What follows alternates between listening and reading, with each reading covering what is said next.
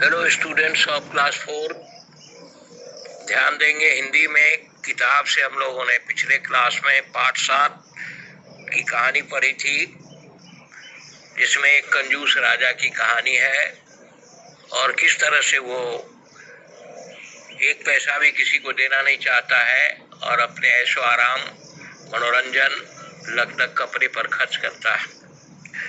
और एक ऋषि आते हैं और किस तरह से उससे शर्त करके पैसे लेते हैं गरीबों के कल्याण के लिए अकाल पड़ने पर। इस पूरी कहानी को आपने पढ़कर सारांश को समझने का प्रयास किया होगा। अब आज हम लोग क्वेश्चन आंसर पर बात करेंगे।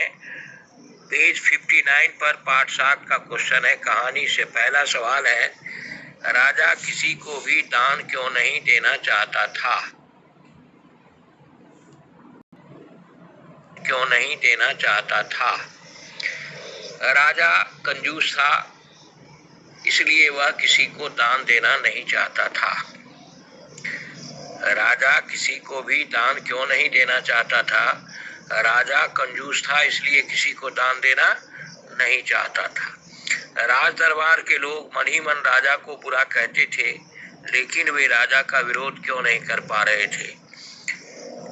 वे जानते थे कि राजा का विरोध करने पर वह कड़ी सजा देगा, मृत्यु दंड तक दे सकता है।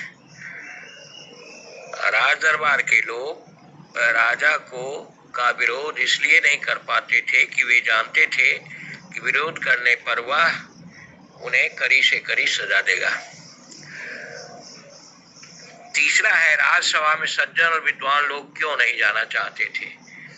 सज्जन और विद्वान लोगों की वहां कोई कद्र नहीं थी, उनको मान सम्मान नहीं मिलता था, आदर नहीं होता था, इसलिए राजसभा में सज्जन और विद्वान लोग नहीं जाते थे। सन्यासी ने सीधे सीधे शब्दों में भिक्षा क्यों नहीं मांग ली? सन्यासी सीधे शब्दों में अगर भिक्षा मांगता तो राजा एक पैसा भी नहीं देता, क्योंकि वह कई लोगों को पहले लौटा चुका था। इसलिए सन्यासी ने सीधे शब्दों में भिक्षा नहीं मांगी। राजा को सन्यासी के आगे गिड़गिड़ाने की जरूरत क्यों पड़ी? राजा को सन्यासी के आगे गिड़गिड़ाने की जरूरत इसलिए पड़ी कि उसके शर्त के अनुसार, सन्यासी के शर्त के अनुसार राजा के राजकोष से दान में बड़ी राशि निकलने जा रही थी। उसने सोचा कि मेरा राजकोष ही खाली हो जाएगा, इसलिए वह सन्यासी के आगे गिड़गिड़ा करके माफी मांगा। राजा को सन्यासी के आगे गिड़गिड़ाने की जरूरत इसलिए पड़ी कि वह सोचने लगा कि इस तरह से दान की राशि अगर दी जाए लगातार तो 20 दिनों में खजाना ही खाली हो जाएगा। खजाने की राशि बचाने के लिए राजा को सन्यासी के आगे गिड़गिड़ाना पड़ा। अब नीचे है, अंदाज अपना अपना। नीचे दिए गए वाक्यों को किस तरह से कहोगे? तुम अपनी भाषा में कैसे बोलोगे? दान के वक्त उनकी मुट्ठी बंद हो जाती थी। दान के समय वे एक पैसा भी देना नहीं चाहते थे। हिसाब देखकर मंत्री का चेहरा फीका पड़ गया। हिसाब देखकर मंत्री बिल्कुल उदास हो गए। सन्यासी की बात सुनकर सभी की जान में जान आई। सन्यासी की बात सुनकर सभी को तसल्ली हुई। लाखों रुपए राजकोष में मौजूद हैं, जैसे धन का सागर हो। राजकोष में बहुत सारी धनराशि जमा है।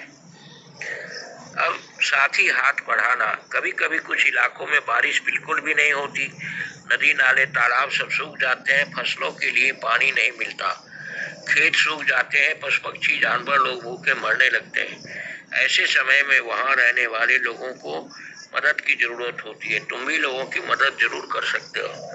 सोच कर बताओ, तुम अकाल में परेशान लोगों की मदद कैसे करोगे?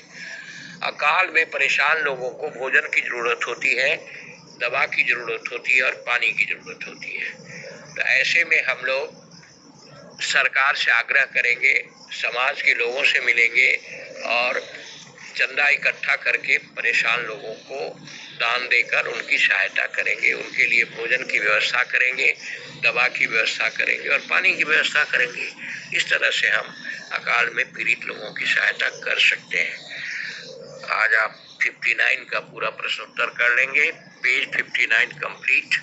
इसके बाद फिर हम लोग अगले क्लास में आगे के प्रश्नों को सीखेंगे। धन्यवाद।